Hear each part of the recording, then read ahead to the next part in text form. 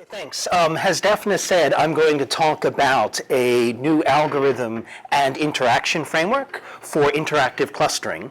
And just as a little challenge to kind of keep you awake if you start to flag during the talk, I'm going to say Tinder is an acronym. So I'll give you between now and slide 6 to try to figure out what does the acronym Tinder stand for.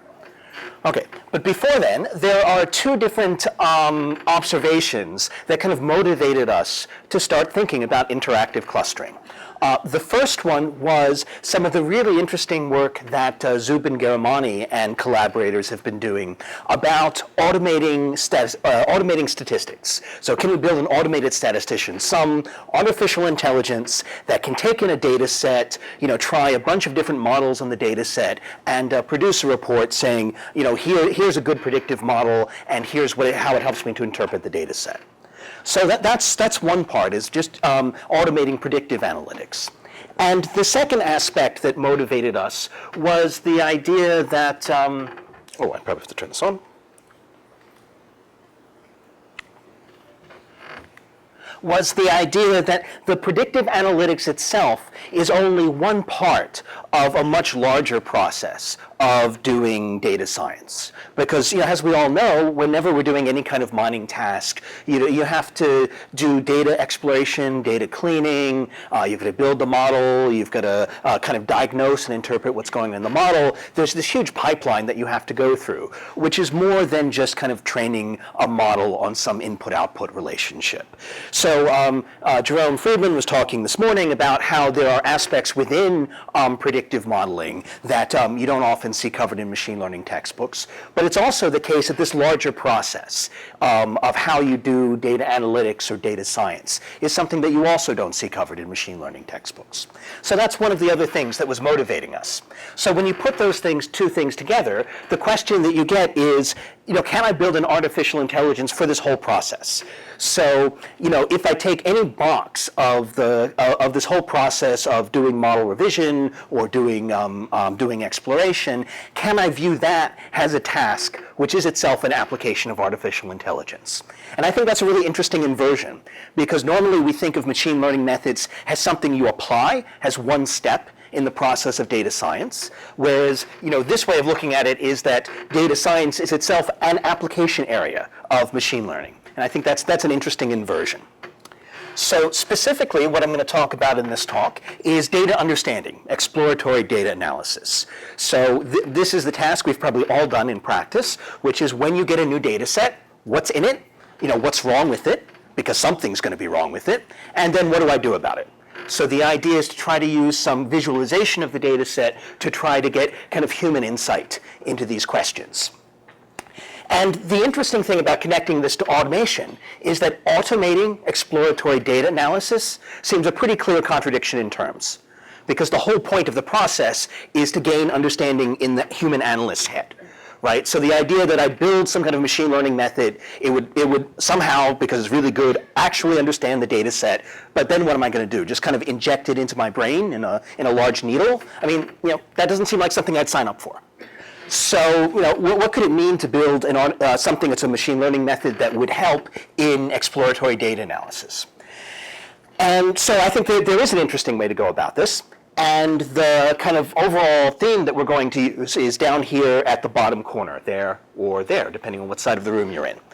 So what we're going to do is, rather than visualizing the data set directly, we're going to apply a probabilistic machine learning method to try to summarize the data set. So here we're just going to use clustering, but you could use a more sophisticated technique. And then we're going to visualize the resulting patterns. So, and that's going to be the kind of general loop that we're using to try to help people understand data sets. And I think an important part of applying that loop is doing it interactively. So why is interactive machine learning, I think could it be an important method for exploration? So I think there's one key reason, and that reason is that data analysts are like cats, right? They're like a cat sitting at the door of your house, and they don't know if they want to go inside or outside. So, in what two ways is that true? First, it's because they want to do exploration, right? They don't know what's in their data set, and they want to explore it to try to find out what's there. And the second thing is, just like a cat who's staring outside your door, they don't actually know what they want, right? You know, if they see something good, like a little mouse running across the floor, then they know that's good. But before they found what they want, they don't necessarily know it. So to put this in a more IR-type language, the information need of a data analyst is not explicit when they're doing exploratory data analysis, right? That's the entire meaning of the word exploratory. So the promise of interactive machine learning is that it helps you in this situation where your information need is not explicit, where you can actually learn about your information need as you explore the data set. And it helps in a second part of this scenario, which is that often as a data analyst, you have domain knowledge about the data set that's difficult to encode explicitly. So you'd like to be for the model to learn something about, you know, what's interesting to you. Use that to help your data exploration, but you don't know how to formalize that in a mathematical model that you could then use to do visualization.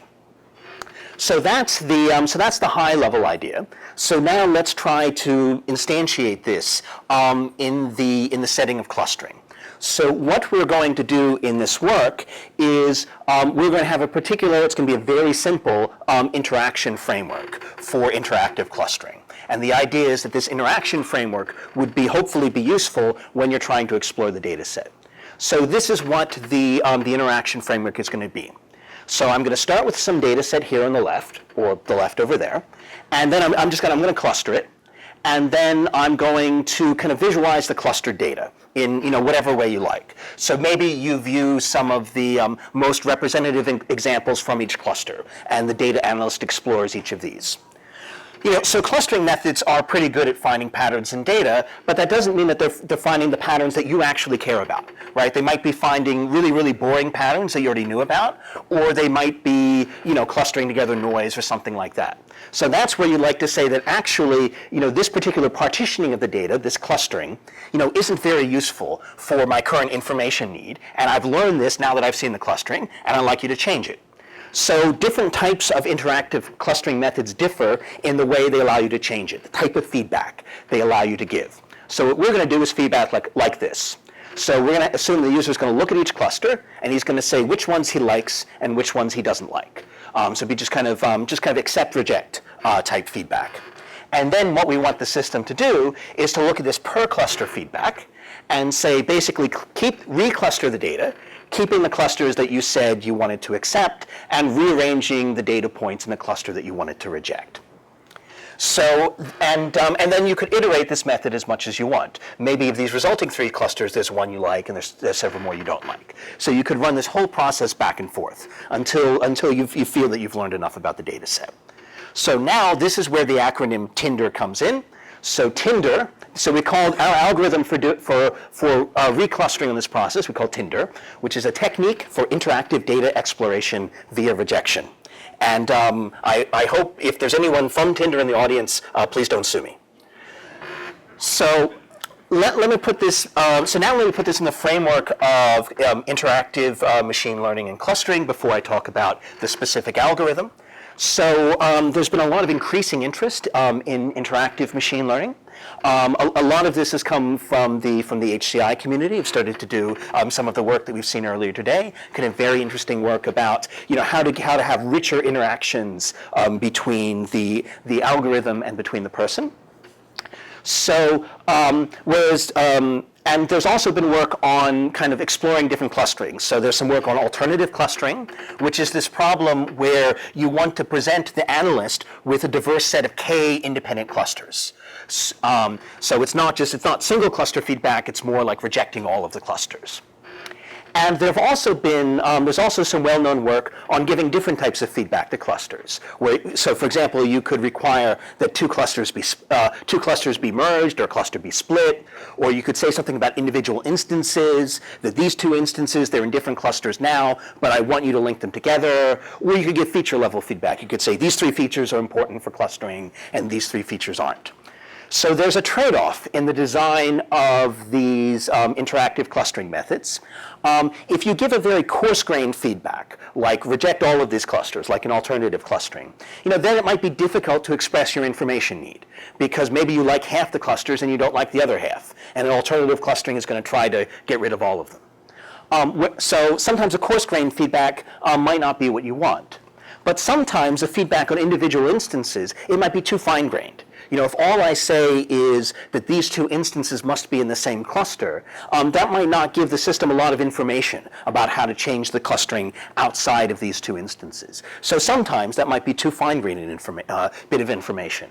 So the idea behind trying to design this kind of interaction is to try to get something in between a very coarse-grained type of interaction and a very fine-grained type of interaction. So now what I'll do is I'll say a little bit about how we actually do the reclustering. So what we do is we're going to work within the framework of probabilistic clustering. So, we could view this as a type of Bayesian prior elicitation. That we're going to have a probabilistic model that does clustering. So it'll be a probability distribution over the data points, where there's a latent variable that says what cluster index I'm in. And so I'll just do clustering, and I'll have some penalty function that says if the user rejected one of the previous clusterings, I don't want to return that cluster again. And so we just need to be a little bit careful in how we set this up, so that we don't think that if I just kind of rearrange the cluster labels, that I've got a very different clustering. So the way we're going to do that is by using mutual information. So what we're going to do is we're going to say, if you have a random variable for each data item that is its cluster assignment, you'll have one of those random variables from the old clustering. You'll have one of those random variables from the new clustering. So I can look at the marginal distribution, the joint marginal, over this thing H and HS, where H is kind of the old clustering and HS is the new clustering. So so a way you can interpret this PH of HS is something, suppose I picked a random data point and then clustered it according to both models, what would be its clustering? What would be its cluster label according to both of those models? So that's what that probability distribution is. Now that I have a joint probability distribution, I can talk about its mutual information. And I can just say, I'm trying to pick a new set of cluster labels, which is going to be defined by some probability distribution with parameter theta. And I'm going to try to find a theta that has the property that this mutual information is minimized. And that's it. So that's going to be and then that's the penalty function that we'll use on top of a standard probabilistic clustering algorithm. So the nice thing about using kind of information theoretic measure is that now you're you're invariant to kind of label rearrangement. You actually do have to do a different partitioning of the data set. So there is so that's the objective function. Now there's some interesting work that we had to do to actually try to optimize this, because there's no point to having an interactive algorithm that takes hours to come up with with a new set of labels. So what we wanted to do was have something that would scale to large data sets. So we wanted something that would be more like a stochastic gradient algorithm rather than a batch gradient algorithm. But there was a technical problem that we ran into when we were trying to do that. And that is, if you look at this mutual information where I've got those arrows pointed into, so that P of HHS, he contains within him a sum over data points, right? Because he's a marginal distribution over the cluster labels I get if I cluster with respect to a data point with respect to two algorithms. So that means if I want to optimize this objective function, then I've got a log with a sum over data points in it. So what that means is my gradient isn't going to just be a sum over data points. So I can't kind of simply get a stochastic gradient Robbins-Monroe type scheme. So we had to do something a little bit trickier. So what we did instead is we said we're going to introduce a free parameter, like in the expectation maximization algorithm, and he's going to replace my clustering I keep hitting the wrong button. He's going to replace my clustering distribution P of H of X given theta. So that's what that is my new distribution over cluster labels given the data point. So instead of computing that exactly, I'm going to replace him with some kind of variational type distribution, and I'll add some another penalty term, like in Lagrangian relaxation, to say that these two things have to be equal. That's kind of the high level viewpoint. And the nice thing about doing that is you get an algorithm that looks very much like EM. He's not EM, but he's not a lower bound, but he kind of looks like EM. That I've got kind of an E step where I'm recomputing the cluster labels, but now this is penalized by saying I should look like the previous cluster labels. And then my M step is just like a standard mixture EM for a mixture model where I say, given my distribution over clusters, what's the new parameter of the model? So the only thing that changed from standard EM is the E step. I've now penalized this. Okay, so that's the end of the math and how many, okay, yep. And so I'll just say we did actually run this and it kind of works. So that will be like if you try to cluster a mixture of 4 Gaussians with 2 clusters and you just reject them both, you actually get 3 different explorations of the data. And we tried this on some real data sets too, but unfortunately I don't really have time to tell you about them. We tried it on image data, and that was fun.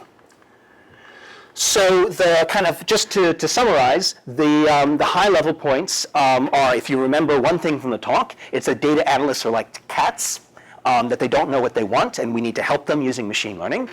And the second thing is, from a machine learning perspective, user feedback is kind of like indirect supervision. I've gotten some information about what I should be doing in some predictive task, but it's not like directly getting a label.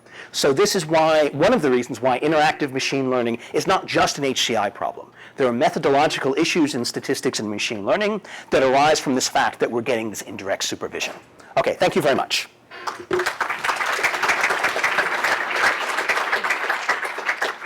Okay, thanks, Michael. Data scientists are like cats is definitely an interesting takeaway message. And we have time for a couple of questions. Thank you for your interesting presentation. Thank you. I have a question for the user feedback. What was the size of the data sets you were considering? Because I think size could be an issue when you are looking for a feedback. That's right. I don't remember the exact size, but they were on the order of, say, 20 to 30,000 images. Okay. And how many feedbacks did you get? Not all the points, I guess. So it was a percentage, I guess. Oh, so what you would get is so for example, here we were doing a set of images, clustering them into 10 different clusters. And each iteration was like a few minutes. So you'd see 10 clusters, you'd see the images in each cluster, say yes or no, and then a few minutes later you'd get a kind of, some of the clusters would get modified. Okay, so it was yes or no, not this data is wrong. For each cluster you say yes or no. Okay, yeah. so yeah, thank you. Okay, we have time for one more. Yes. Isn't there a tendency for clusters to keep splitting if you keep saying yes for, let's say you say yes for one cluster? Yes. And then do you resplit the other ones, or do you always keep, let's say, 10 clusters? Oh, yeah. So the experiments that we've done, we've always kept the same number of clusters for each iteration. You wouldn't have to do that, if you wanted to encourage clusters to split. It's a good question. If you increased the number of clusters as the iteration went on and said yes to some and no to some other ones and saw what happened, I'd have to think about that. I'm not sure exactly what happened. It might split things. That could be interesting. Okay, let's thank the speaker and switch.